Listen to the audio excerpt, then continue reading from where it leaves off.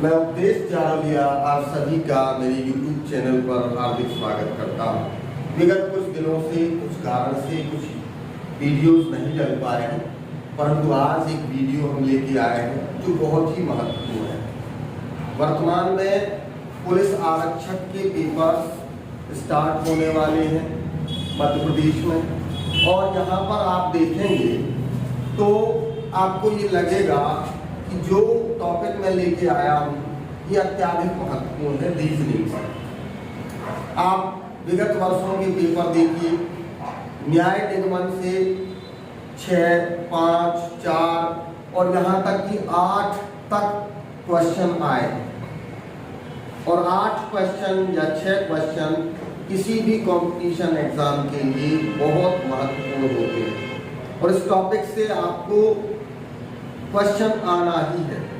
तो मध्य प्रदेश आरक्षक पद के लिए, पुलिस आरक्षक पद के लिए जिनने फॉर्म भरा है उन्हें तो ये वीडियो अत्यंत महत्वपूर्ण रूप से देखना चाहिए। अन्य जो लोग हैं उनके लिए भी ये वीडियो कम नहीं है, क्योंकि हर एग्जाम में, चाहे वो SSC हो, चाहे वो आपका व्यापक का कोई भी एग्जाम हो, सब जगह न्याय निगमन से 1-2 प्रश्न पूछे जाते हैं, पर पुलिस आरक्षक में 2, 4, 6 प्रश्न पूछे जा रहे हैं। ओके, तो आपको केवल और केवल मेरे ऊपर फोकस करना है। बहुत ही जल्दी आप न्याय निगमन को सीख जाएंगे। करना क्या है ये देखना बस बोर्ड पे। न्याय निगमन में आपको प्रश्न जब आएगा तो 2 कथन दिए होंगे और 2 निष्कर्ष होंगे। ठीक है, क्या होगा? 2 कथन दिए होंगे और 2 निष्कर्ष होंगे। आपको कथन को पढ़ना है और कथन पढ़ने के बाद निष्कर्ष पर पहुंचना है। निष्कर्ष जो दिए गए हैं उसके लिए 5 ऑप्शन होंगे। पहला ऑप्शन होगा कि पहला सही है, 2 जो निष्कर्ष हैं उनमें से पहला सही है, या दूसरा सही है, या दोनों सही हैं, या दोनों सही नहीं है, या ये निष्कर्ष किसी चीज का अनुसरण नहीं करता। तो 5 ऑप्शन हो सकते हैं या 4 ऑप्शन हो सकते हैं कि पहला सही है, दूसरा सही है, पहला दूसरा दोनों सही है, या पहला दूसरा दोनों सही नहीं है, या ऐसा भी 5वां ऑप्शन हो सकता है कि या तो पहला सही है या दूसरा सही है। कई बार जब कंफ्यूजन में होता है तो ऐसा भी प्रश्न हो सकता है कि या तो पहला सही है या दूसरा सही है। अब आपको उन 5 निष्कर्ष में से एक निष्कर्ष को चुनना है, वही आपका उत्तर होगा। तो पहले कथन को पढ़ना है। कथन पर आपका दिमाग नहीं लगेगा। अब आप कहेंगे सर हमारा दिमाग नहीं लगेगा तो उत्तर कैसे आएगा? इसलिए आपको दिमाग नहीं लगाना है क्योंकि कथन प्रकृति के आधार पर हो या ना हो, ऐसा हो सकता है। जैसे इस कथन में कहा कि सभी कुत्ते बिल्ली हैं। आप सोचें कि कुत्ते बिल्ली कैसे हो सकते हैं? ये दिमाग लगाने की आवश्यकता नहीं, क्योंकि प्रश्न पूछा गया है आपसे, उन्होंने कहा है कुत्ते बिल्ली हैं, आप मानेंगे कुत्ते बिल्ली हैं। ठीक है ना?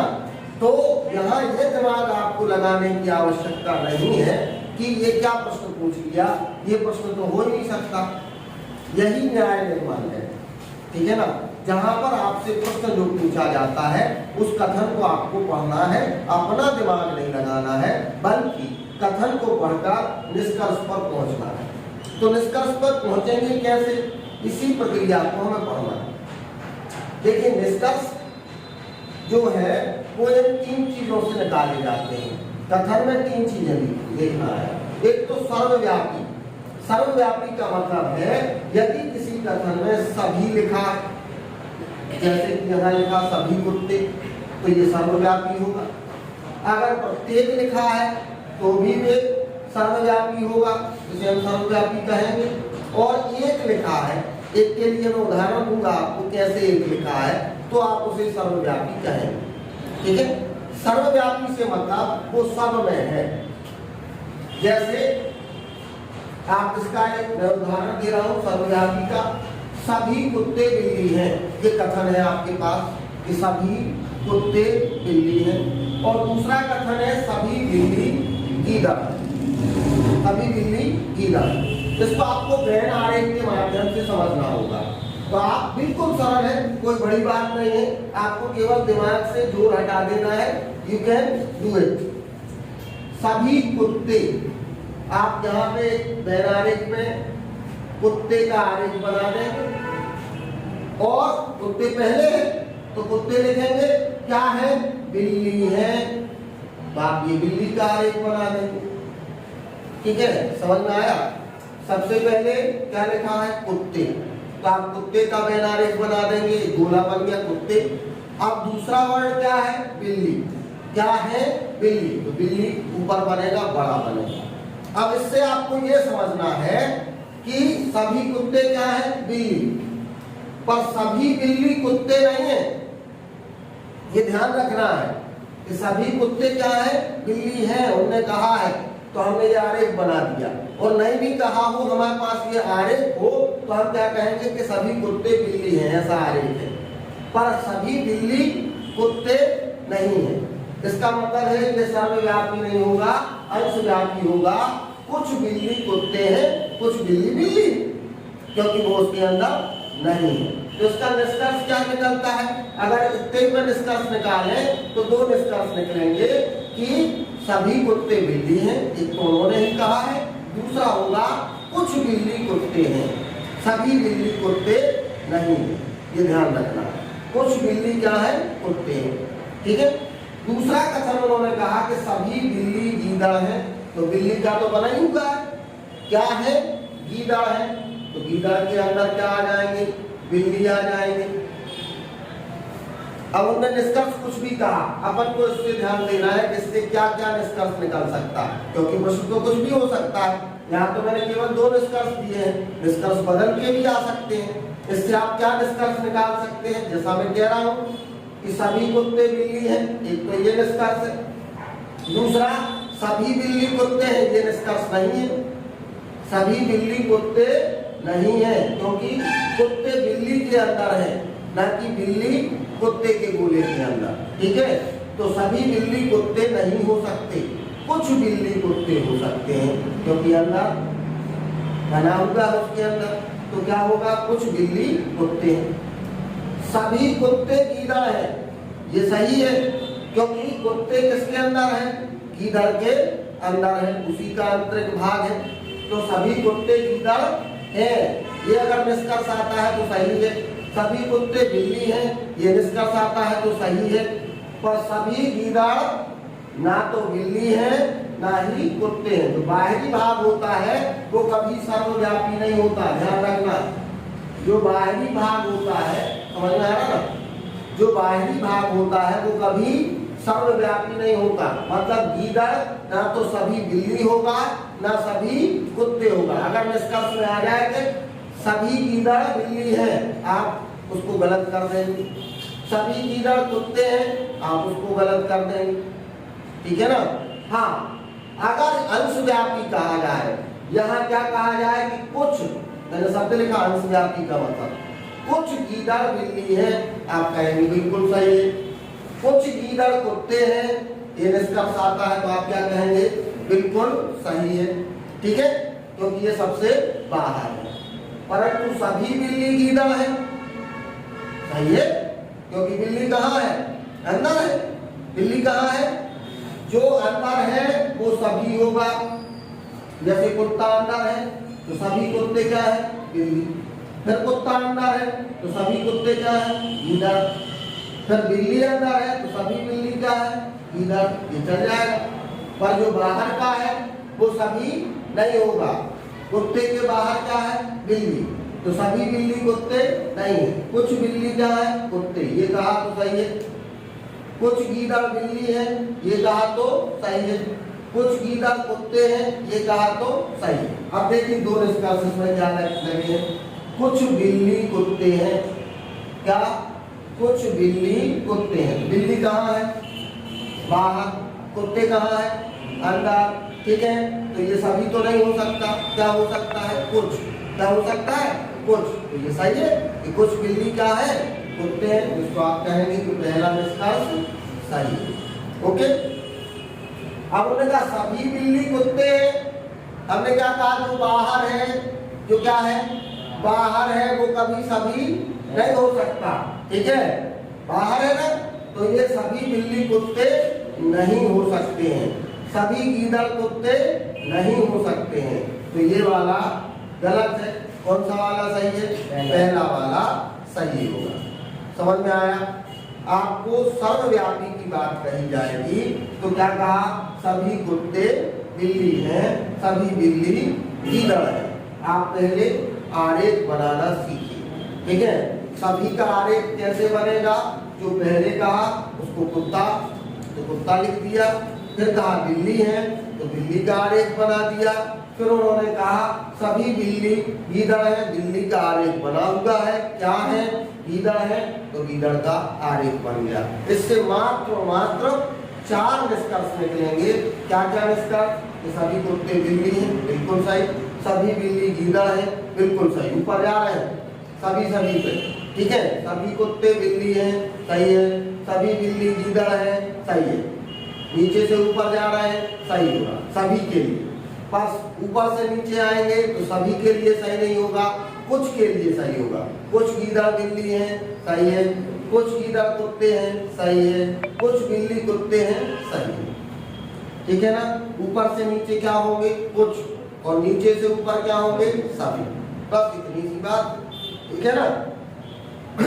अभी दूसरा उदाहरण हम देखेंगे, तो दूसरा उदाहरण देखते हुए हमें कुछ अंशव्यापी के उदाहरण भी देखना है। कुछ अंशव्यापी के उदाहरण भी हम देखेंगे।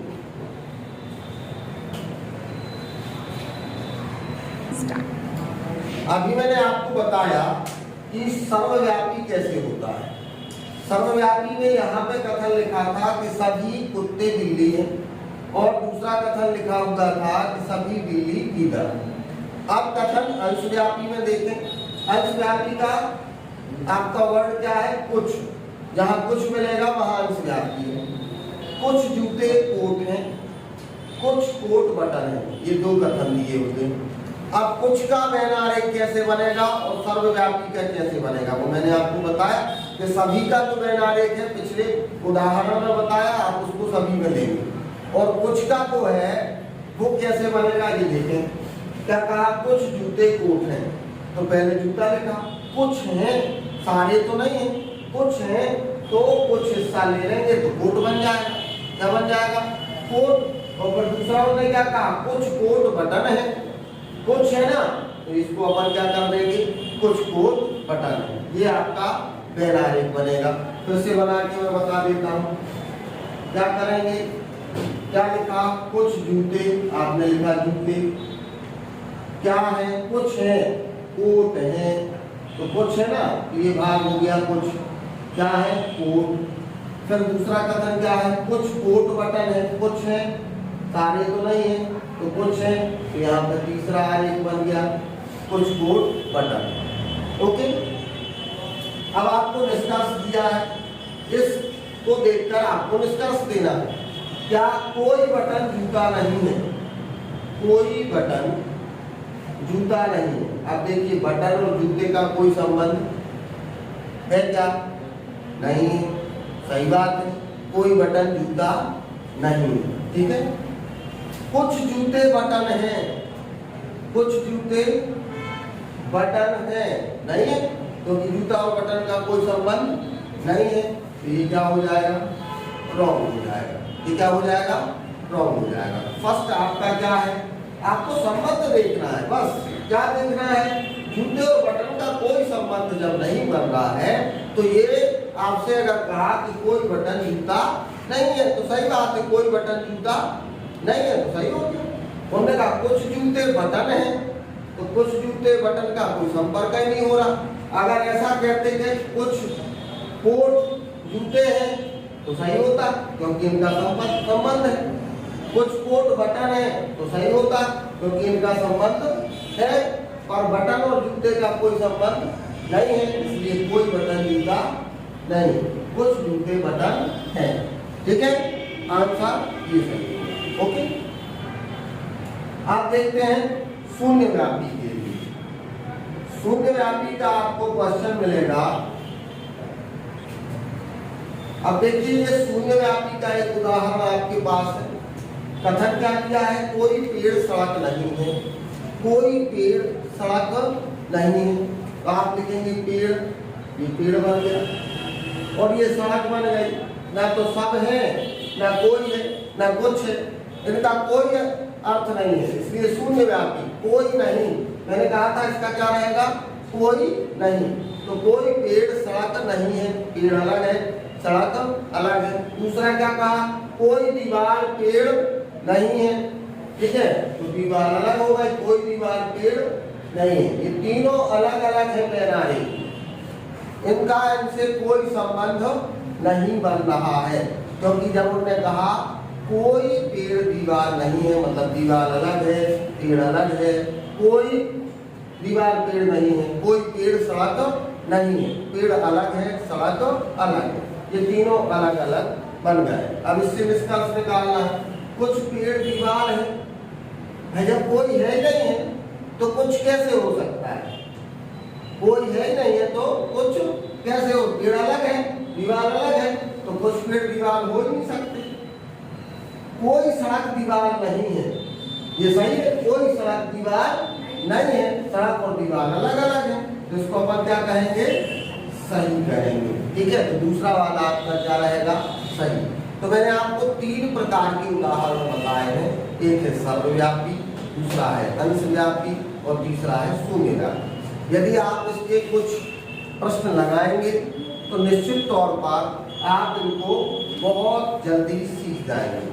यदि आप पे नहीं बनते हैं दूसरा वीडियो और उदाहरण के लिए आपको चाहिए, क्योंकि वीडियो बड़ा लंबा हो जाएगा, बहुत सारे उदाहरण जब आपको दिए जाएंगे तो आप कमेंट करके बता सकते हैं कि आपको और उदाहरण चाहिए। इसके लिए आप एक नया वीडियो तैयार करिए और मुझे कुछ और प्रश्न करवाइए।